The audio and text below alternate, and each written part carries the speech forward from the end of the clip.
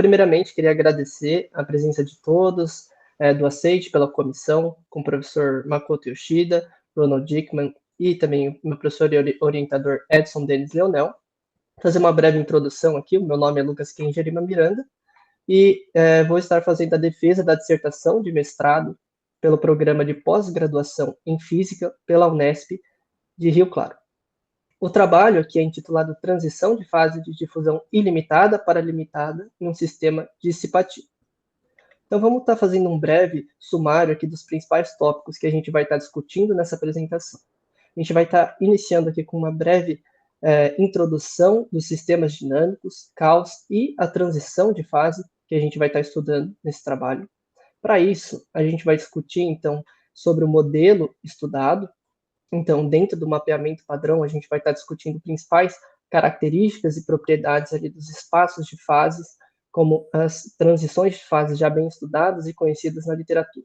Então, a gente vai discutir sobre a preservação de área no espaço de fases, para o caso conservativo na energia, e também da contração de área no espaço de fases, para o caso dissipativo.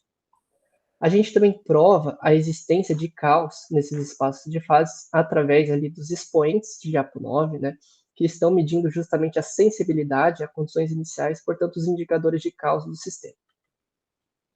A gente também utiliza aqui uma caracterização da difusão caótica de partículas nesses espaços de fases através de duas diferentes metodologias. A primeira delas é uma descrição fenomenológica, portanto, uma descrição simulacional, utilizando-se ali de análise de escala e obtenção dos expoentes críticos. E a segunda, uma descrição analítica, portanto, mais teórica, né, obtendo ali a solução da equação da difusão. Por fim, a gente faz um insight sobre a transição de fase, respondendo a 4 perguntinhas essenciais aqui que caracterizam uma transição de fase, seguindo a literatura de James Setna, um professor na Universidade de Cornell, estadunidense, especialista ali nas áreas teóricas e aplicadas da mecânica e sistemas dinâmicos. E, por fim, a gente faz, então, uma discussão final e com conclusões gerais sobre esse trabalho. Então, vamos estar iniciando aqui com uma breve introdução sobre os sistemas dinâmicos, né? Os sistemas dinâmicos, eles são sistemas que evoluem no tempo. Então, essencialmente, a gente está falando de mudanças dos estados desse sistema ao longo de uma linha temporal. Então, uma ideia geral para isso seria que, a partir aqui do conhecimento de um estado configuracional x em um instante de tempo t igual a 0, a gente consegue o seu consecutivo estado x no tempo t igual a 1, e assim sucessivamente. Até que a gente obtenha aqui uma fórmula geral, em que a partir do conhecimento de um xn, a gente consegue obter esse xn mais 1.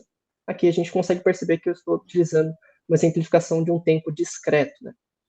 Bom, essas mudanças desses estados, por muitas vezes, vão ser regidas por leis ou equações dinâmicas desse sistema, que, por suas vezes, vão ser escritas através de funções lineares e não lineares. As lineares são aquelas que possuem potências de primeira ordem nas suas equações dinâmicas, e as não lineares são aquelas com ordem diferente de 1 nas suas potências, ou bem como aquelas do tipo trigonométricas, como seno, cosseno, ou mesmo exponenciais e logarítmicas. Então, falando um pouquinho de caos. Um dos primeiros precursores do caos foi Henri Poincaré, que foi um físico, matemático e também filósofo francês. Ele trouxe um pensamento mais qualitativo sobre o estudo dos sistemas dinâmicos, questionando a duração das estabilidades de corpos no sistema solar, e trouxe ali a ideia primordial do que seria a sensibilidade a condições iniciais. Então, todos esses questionamentos levaram à ideia aqui de um estudo mais moderno de sistemas dinâmicos, que ficou conhecido como caos. Um segundo grande personagem aqui na história foi Edward Lorenz, que foi um meteorologista e matemático, filósofo estadunidense, que ali em meados de 1950, né, com a invenção de computadores de alta velocidade, ele conseguiu experimentar ali um modelo de equações que jamais seriam possíveis antes da criação desses computadores. Então, ele conseguiu fazer um estudo sobre fenômenos meteorológicos, atribuindo soluções e classificando-os como intrinsecamente imprevisíveis. Novamente, a aparição de caos aqui, né? Ele conseguia calcular que duas condições iniciais muito próximas nesse sistema se afastavam de forma muito grande, levando a previsões completamente errôneas. Ele trouxe também a ideia aqui que seria efeito borboleta, né, uma estrutura de um atrator de Lorentz, que ficou bem conhecida aqui no estudo de caos. Ela tem, de fato, uma imagem parecida com asas de borboleta e trouxe aquele ditado mais popular de um simples bater de asas de uma borboleta no Brasil pode ocasionar um tornado no Texas. Essa ideia que realmente está remetendo novamente às essas perturbações iniciais do sistema, perturbações mínimas do sistema, que seria o bater de asas, podendo levar a resultados completamente diferentes daquilo que se era imaginado quando a gente itera esse sistema no tempo. Então, pois bem, falando agora da transição de fase que a gente vai estar lidando aqui. A gente vai estar tratando com sistemas dinâmicos e não lineares, portanto, expressões de equações que possuem uma parcela não linear. A gente vai ter também parâmetros de controle que vão colaborar com essas funções e expressões, e a gente vai estar observando que a variação desses parâmetros de controle em uma criticalidade específica pode levar o sistema a uma transição de fase. Dentro disso, a gente vai estar observando mudanças de propriedades entre os estados, mudanças estruturais e topológicas e quebras de simetria. Então, como eu havia mencionado, a gente vai estar utilizando esse formalismo da referência 3, que é de James Setner, que a gente responde essas 4 perguntinhas essenciais para a caracterização dessa transição de fase. A primeira delas é qual seria a quebra de simetria observada no sistema. A segunda, a identificação de um parâmetro de ordem. A terceira, quais seriam as estações elementares desse sistema. E, por fim, uma verificação sobre os defeitos topológicos que poderiam impactar no transporte de partículas. Então, para isso, a gente vai iniciar falando sobre o modelo estudado. O modelo estudado aqui é do mapeamento padrão. O mapeamento padrão é um sistema ao qual está sob o efeito de oscilações periódicas e não lineares. Então, a gente traz como exemplos aqui um pêndulo simples sob o efeito de kicks periódicos e não lineares, ou o rotor pulsado. O pêndulo simples, ele é justamente um fio aqui inextensível com uma massa. A gente tem a ação da gravidade sobre essa massa, porém a gente ainda não tem, que é um sistema conservativo, a gente não tem nenhuma força dissipativa, nenhuma força de arrasto. Então, a ideia seria que a gente tem um efeito aqui de kicks periódicos e não lineares. Então, pode ser uma pessoinha aqui martelando a bolinha de forma periódica, porém com força não linear.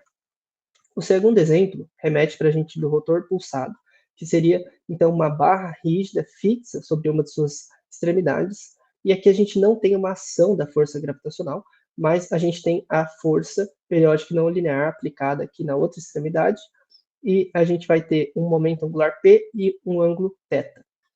A equação hamiltoniana para esse sistema, ela vai ser dada aqui pela equação número 1, em que a gente tem a parcela cinética e potencial, e o mais importante é a gente observar aqui um fluxo tridimensional de soluções no momento, ângulo e tempo, desculpa. A ideia que a gente vai querer fazer aqui é transformar esse fluxo contínuo e tridimensional em um fluxo discreto bidimensional. E para isso a gente utiliza aqui o que é chamado de corte, feito por uma seção de superfície de Poincaré, que a gente reduz esse fluxo tridimensional e um fluxo discreto nesse mapeamento bidimensional aqui. Então, aqui eu já vou estar apresentando para vocês o mapeamento que a gente vai estar trabalhando. Ele é um mapeamento padrão, que também é conhecido como Chirikov-Taylor. E aqui eu já mostro os 2 principais mapeamentos que a gente vai estar trabalhando. O conservativo, da energia, e o dissipativo. A única diferença de um para o outro é que a gente vai estar colocando, atribuindo um fator dissipativo na nossa ação I, e o resto permanece igual. Então, vamos discutir sobre este mapeamento. N, aqui identifica o processo iterativo, de fato, o tempo, né, desse sistema dinâmico. Então, a partir do conhecimento aqui de atribuição de uma condição inicial I de ação I0 e θ0, esse ângulo a gente consegue obter aqui o I1 e θ1 e assim sucessivamente, né? A gente consegue obter as soluções no tempo para esse sistema, para ambos os mapeamentos, equação número 2 para o conservativo e 3 para o dissipativo. A gente consegue identificar também alguns parâmetros de controle. Epsilon identifica aqui um parâmetro de não linearidade do sistema, justamente por ele estar acoplado à função não linear seno de θn. E por fim, a gente tem gama, como eu mencionei apenas na equação 3, que vai estar entre 0 e 1. Né? A partir do momento que gama ele é igual a 0, a gente retorna aqui para a nossa equação número 2, que seria o sistema conservativo. Então, ele é um parâmetro de controle de dissipação do sistema. A transição de fase que a gente está querendo observar é justamente na janela em que epsilon é suficientemente grande, a gente vai estar falando do porquê disso, e quando a gente tem dissipação ou não no sistema. Essa é justamente a transição que a gente vai querer observar. Para isso, a gente vai discutir algumas propriedades dos espaços de fase dessas soluções, desses mapeamentos, de forma separada. Primeiramente, a gente vai estar lidando aqui com a equação número 2. Então, o espaço de fase da equação número 2. A gente vai estar primeiro falando da transição de fase de integrabilidade para não integrabilidade do sistema.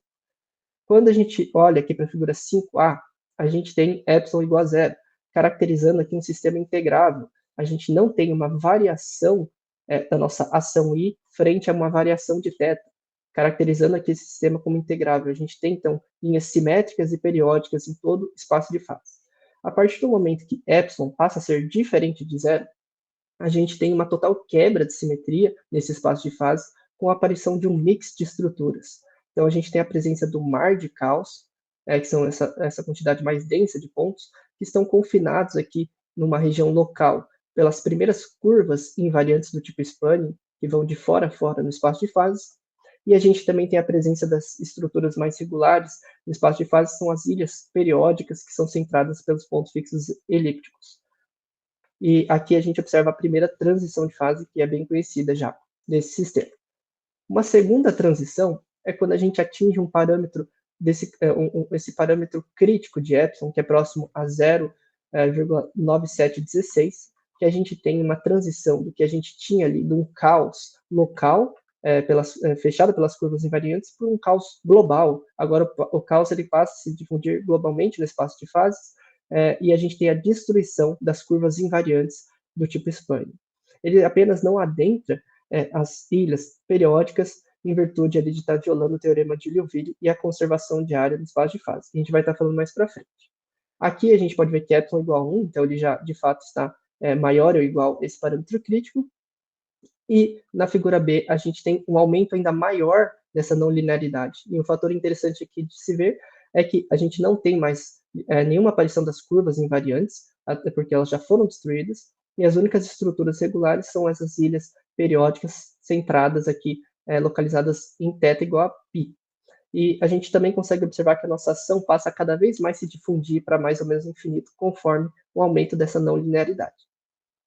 Quando a gente tende essa linearidade para um fator muito elevado, a gente consegue ver que essa difusão ela passa a ser ilimitada no espaço de fase e a gente não tem mais a presença dessas estruturas regulares, e sim só a difusão caótica global aqui no espaço de fase, indo para mais ou menos infinito.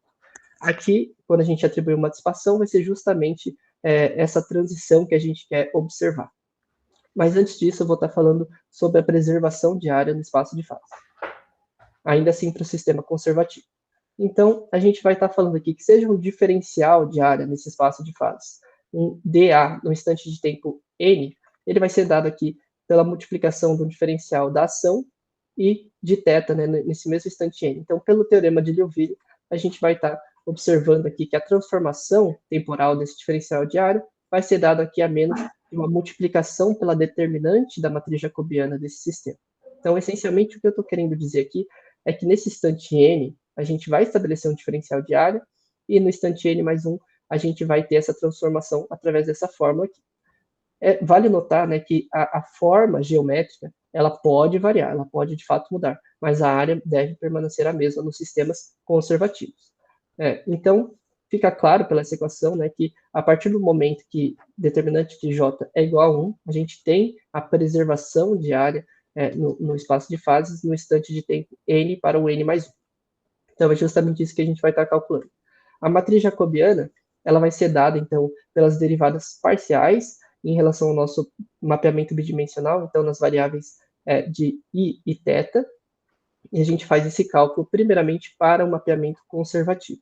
A gente obtém aqui a jacobiana e a gente consegue obter aqui a determinante que dá igual à unidade, portanto, caracterizando aqui para a gente uma conservação de área no espaço de fases para o sistema conservativo na energia. Agora, a gente vai estar falando quando a gente trabalha com a equação número 3, quando a gente atribui uma dissipação no sistema.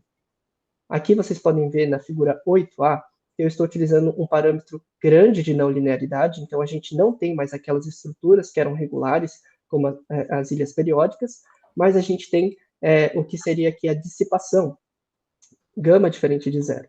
Então, a gente aparece com uma nova estrutura chamada atrator caótico aqui no espaço de fase, transformando aquela difusão que era ilimitada, uma difusão limitada dentro dessa região aqui do espaço de fase. A gente tem na figura B também uma distribuição de probabilidade de se encontrar essas partículas ao longo da ação, e aqui tem um fator interessante que eu vou estar discutindo mais para frente, que é para a gente obter uma condição de contorno para a solução da equação da difusão. Vocês podem perceber que conforme a gente caminha com I para mais ou menos infinito, a probabilidade de se encontrar essa partícula de ação I, ela tende a zero. Isso aqui é bem interessante para a gente estar observando. Pois bem, agora tratando da mesma forma com a matriz jacobiana, porém para a equação número 3, ou seja, o mapeamento dissipativo, a gente consegue fazer novamente o cálculo da matriz jacobiana e sua respectiva determinante aqui, e a gente obtém o valor igual a 1 menos gama. Daqui, de fato, a gente percebe que a partir do momento que gama ele é diferente de zero, e ele está entre 0 e 1, a gente vai ter um número menor do que 1, fazendo com que exista uma contração de área no espaço de fase, segundo aquela equação que eu mostrei da transformação da área no espaço de fase. Então, a gente tem uma contração de área do espaço de fase para o caso dissipativo da energia. Bom, agora, eu tenho falado bastante sobre o atrator caótico, difusão caótica ilimitada, mas o que de fato vai estar caracterizando o caos no sistema são os expoentes de Lyapunov. Então, eles medem um afastamento exponencial das condições iniciais desse sistema. Então, esse aqui é o cálculo do expoente de Lyapunov para 10 diferentes condições iniciais, evoluídas até a 18ª iteração, e com ação bem próxima do zero ali no nosso espaço de fases ilimitado, aquela figura que a gente não tinha ainda a dissipação do sistema. E a gente pode ver a convergência para um valor positivo, identificando para a gente a presença de caos naquele espaço de fases. A gente calcula também os expoentes de Lyapunov para o atrator caótico, que foi atribuído quando a gente tem a dissipação, e a gente também observa aqui um valor positivo, identificando para a gente caos novamente no espaço de fase. Então, a gente prova a existência de caos nesses sistemas através desses indicadores que são expoentes de Lyapunov. Bom, agora, o nosso objetivo seria caracterizar essa difusão caótica que está acontecendo nos espaços de fase, visto ali no atrator caótico, através do observável que a gente chama de ação quadrática média. Vale notar que aqui a gente não está usando a nossa ação média pela simetria do espaço de fases. Né? Se a gente fosse calcular a média de tanto para o lado positivo como negativo, a gente ia ver que a média está dando muito próximo de zero, então não é um observável ideal para estar fazendo essa descrição. Então a gente joga toda aquela parte negativa para cima com esse quadrado e a gente tira a média. Né? Isso aqui vai definir para a gente o I root mean square, que vai ser a raiz quadrada desse observável. Então, a gente utiliza duas diferentes metodologias. A primeira é uma descrição fenomenológica, então a gente faz simulações sobre a média de condições iniciais desse sistema, e a segunda é uma descrição analítica, em que a gente resolve aqui, a equação da difusão. Né? Aqui a gente tem uma derivada parcial em N, sobre a probabilidade de se encontrar uma partícula com ação I no instante de tempo N, e aqui ele tem um coeficiente de difusão que deve ser determinado, e a gente tem uma derivada segunda em I também sobre a probabilidade. A gente vai estar discutindo isso mais para frente e comparando esses dois formalismos. Bom, então vamos começar pelo primeiro.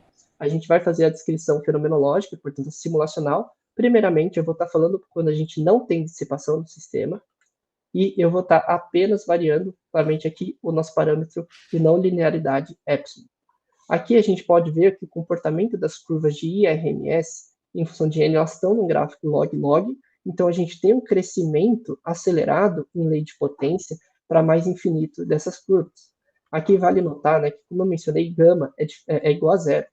Se gama é igual a zero, a gente consegue perceber alguns fatores aqui. A gente vai ver que o módulo desse I, seja ele positivo ou não, né, o módulo, ele vai, conforme a iteração, vai ficar muito maior do que epsilon, né, que é esse fator que está aqui do outro lado da equação. Então, a gente consegue aproximar isso, essa equação 1, para IN mais 1 recebe IN.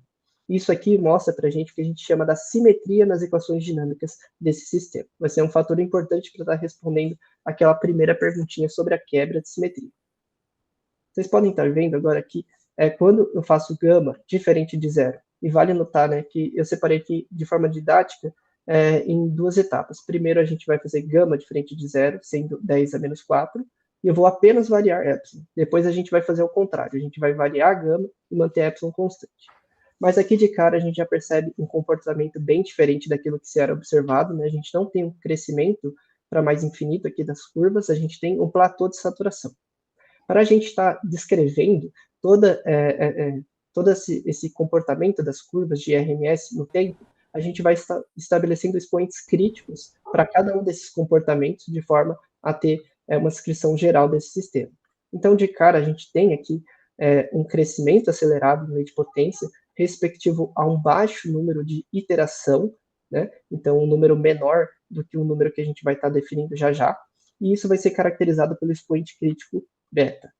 A gente tem, como eu mencionei, um platô de saturação constante, que vai ser caracterizado pelo expoente crítico alfa, e a gente tem aqui próxima, né, justamente nessa transição de um regime para o outro, a gente vai ter um número de crossover, que a gente chama, que é um número específico, nx, que ele caracteriza essa transição, e vai ser dado pelo expoente crítico z.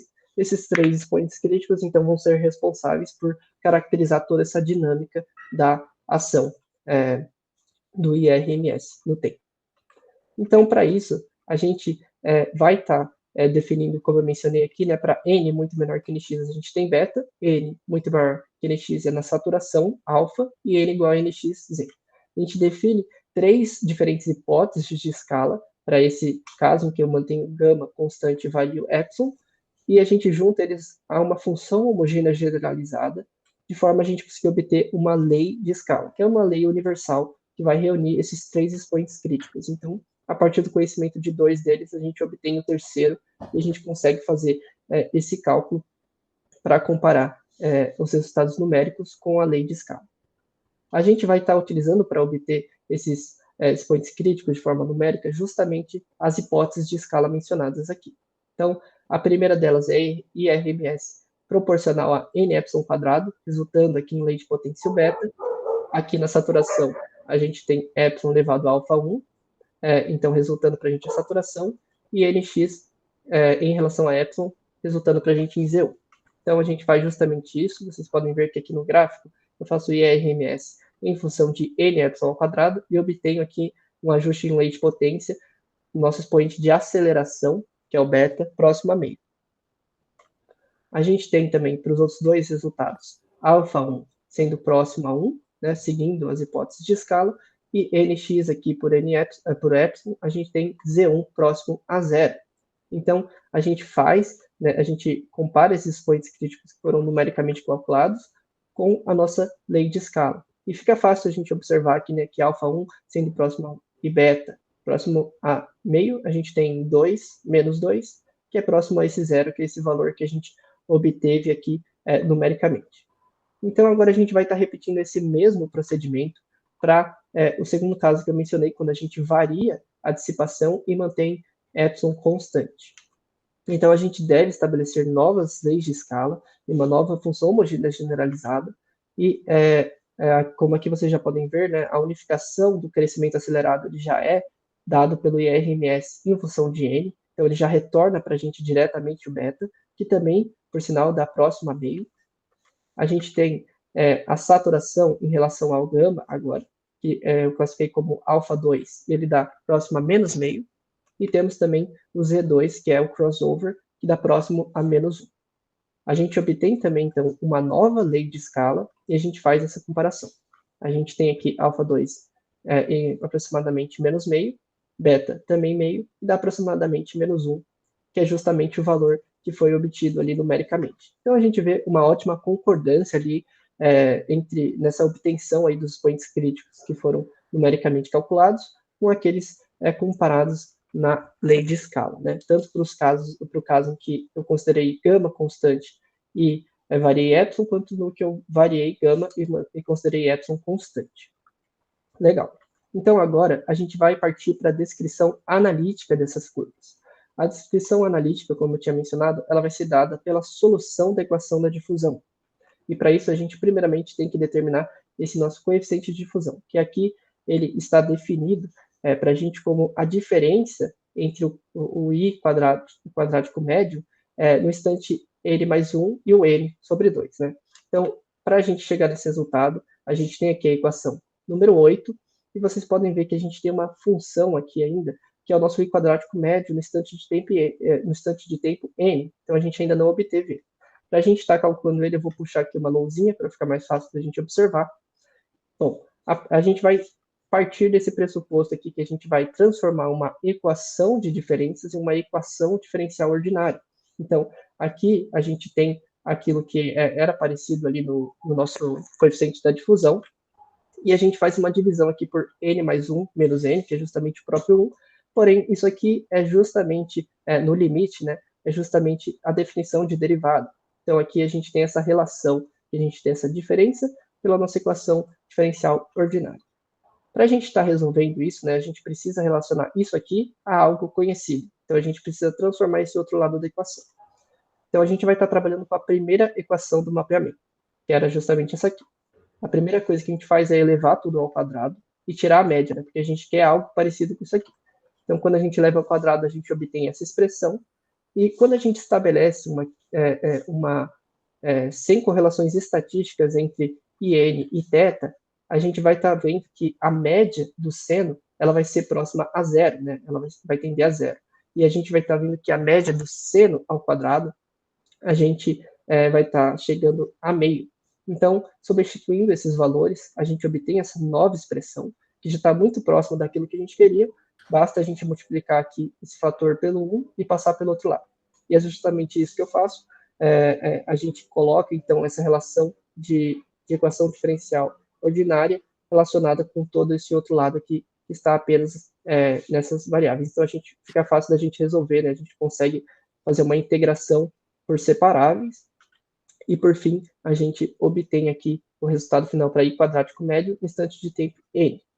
Então, agora, a gente substitui isso no nosso coeficiente de difusão. Vale notar que esse coeficiente de difusão ele está dependente nos parâmetros de controle gama e epsilon, mas ele também é dependente no tempo.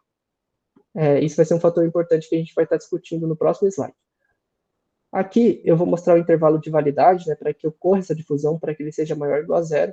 Então, a gente mostra que as condições iniciais, o i zero ao quadrado aqui do sistema, ele deve estar dentro do intervalo dessa expressão. E agora eu vou mostrar como que fica o plot, né, desse coeficiente de difusão no tempo. Aqui vale notar que a gente está trabalhando com uma escala linear por uma escala logarítmica. Então, o que a gente quer mostrar nessa parte é justamente que a gente entende que depende do tempo. É claro, ele varia no tempo. Mas a gente quer mostrar uma aproximação em que, de um instante n para o n mais 1, a variação é muito mínima, visto que aqui é um gráfico linear, aqui é um gráfico log, ela é muito mínima do instante n para n mais 1.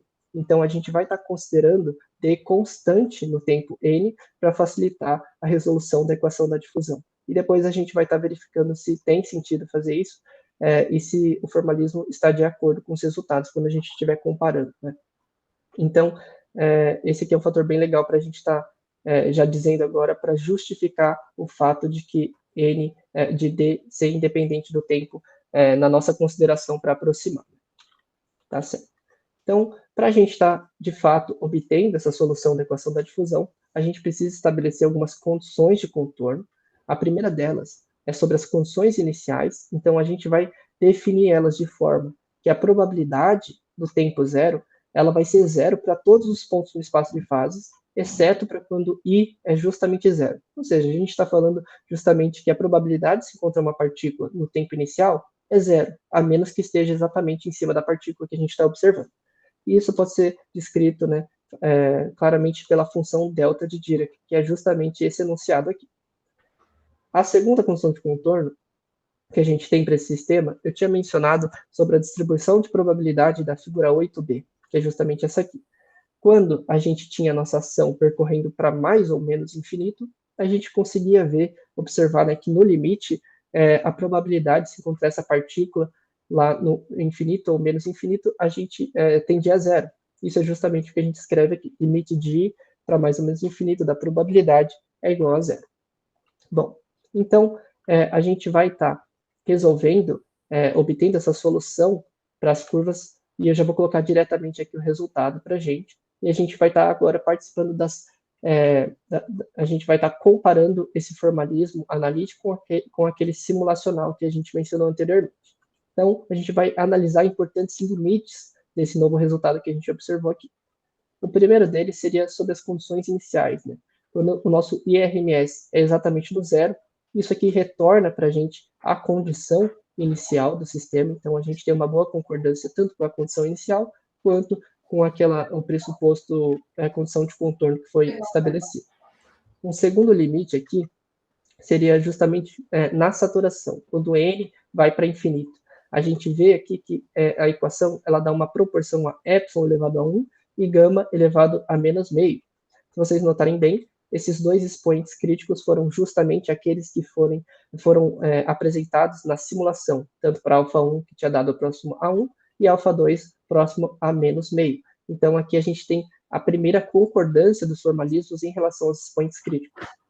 Um terceiro limite é quando a gente considera valores pequenos de epsilon, e a gente faz uma expansão em série de Taylor nessa equação, para a gente conseguir observar esse crescimento acelerado. E é justamente aqui o expoente crítico beta, o meio que apresentava ali na parte simulacional.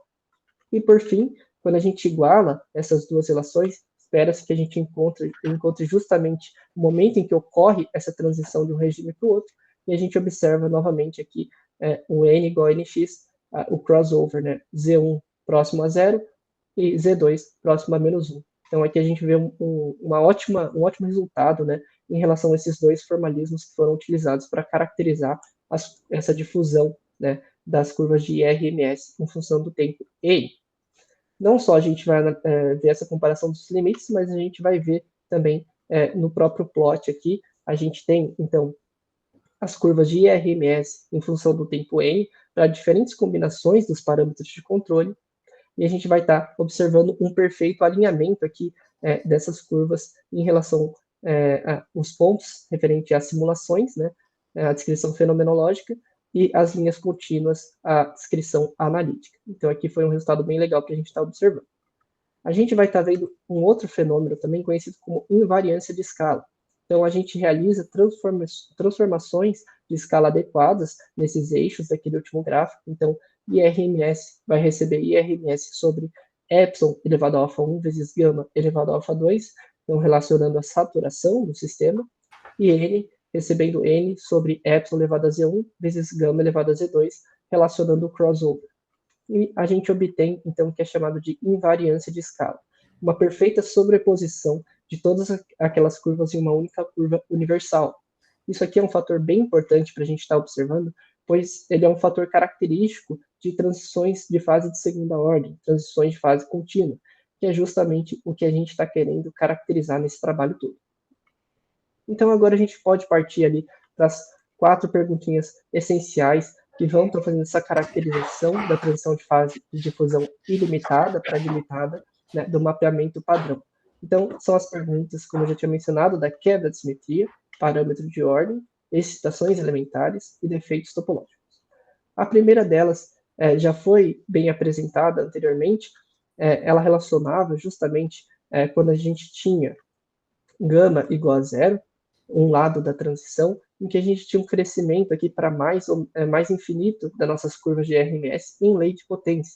E a gente verificou também que ela pode ser aproximada aqui a IN mais 1 recebendo a IN, portanto, uma simetria nas equações dinâmicas do sistema.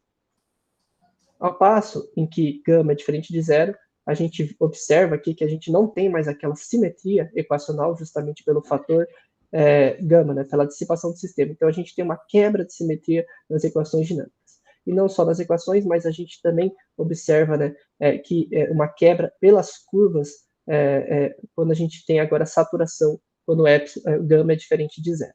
Então, aqui jaz a quebra de simetria do sistema. O parâmetro de ordem o candidato que a gente toma como parâmetro de ordem, ele é identificado aqui pela nossa variável ρ, que é justamente o 1 sobre o inverso, né, das curvas de RMS na saturação, dada aqui pela expressão número 14. A gente vê isso a partir do momento que esse observável ele tende a zero continuamente, ao passo em que o parâmetro de transição, que é o gama, ele também vai a zero, definindo para a gente um parâmetro de ordem. A gente observa também que o resultado de uma perturbação externa, né, sobre esse parâmetro, que foi definido como parâmetro de controle, nesse mesmo limite, ou seja, a gente está caracterizando aqui uma susceptibilidade em cima desse parâmetro de ordem, ele deve divergir quando gama vai a zero, e é justamente o que acontece aqui também, sendo esse aqui um outro fator bem característico de transições de fase de segunda ordem. Então, a escolha, né, desse parâmetro ρ, ela foi dada aqui quando a gente observava as nossas curvas de RMS na saturação pelo gama, e a gente pode ver que conforme gama ele vai diminuindo, aqui indo para zero, nossa saturação ela tendia para infinito. Então, a sacada aqui foi pegar justamente o inverso do IRMS na saturação, de forma que iria continuamente a zero, definindo assim o nosso ρ. Legal. Então, falando agora da terceira perguntinha, seria sobre as estações elementares do sistema. Então, a gente está observando aqui que as estações elementares, elas foram, então, identificadas pela função não linear do sistema, que é justamente essa epsilon, seno de θn, uma vez, né, que a gente percebe que conforme ocorre o aumento aqui do nosso I, n mais 1, a gente vai ter um aumento do θn mais 1, e esse fator ele passa a apresentar uma descorrelação entre θn mais 1 e θn, que vai estar aparecendo nessa função. Então, o seno, devido a essa descorrelação, o seno ele apresenta um comportamento pseudo-aleatório, similar ao problema da caminhada aleatória, né, do random walk. Então, aqui são as estações elementares observadas no sistema. A gente calcula essa amplitude média, né, dessa perturbação, que ela resulta aqui em epsilon sobre raiz de 2. E, por fim, os defeitos topológicos que poderiam impactar no transporte de partículas. Antes, eu vou estar comentando, né, nos sistemas conservativos, como a gente já fez em trabalhos anteriores, que a gente observava ali uma preservação de área no espaço de fase. A gente observou que os defeitos topológicos eles estariam relacionados ao efeito que é conhecido como stickness, né, que seria um efeito de aprisionamento temporário das trajetórias das partículas próxima a essas ilhas periódicas. Então, a trajetória ficaria temporariamente aprisionada aqui ao redor delas e voltaria a se difundir depois normalmente. Então, isso aqui seria um efeito topológico em sistemas conservativos. Em sistemas dissipativos, os defeitos topológicos eles estariam relacionados aos pontos fixos de atração, que são conhecidos como sinks.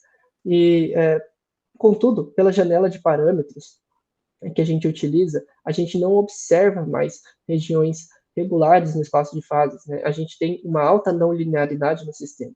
Portanto, a gente caracteriza aqui com a inexistência de defeitos topológicos. A gente tem apenas uma estrutura que fica conhecida como atrator caótico, mas a gente não tinha mais nenhuma região regular antes de atribuir, né, a dissipação no sistema. Então, sem defeitos topológicos que impactariam no transporte de partículas.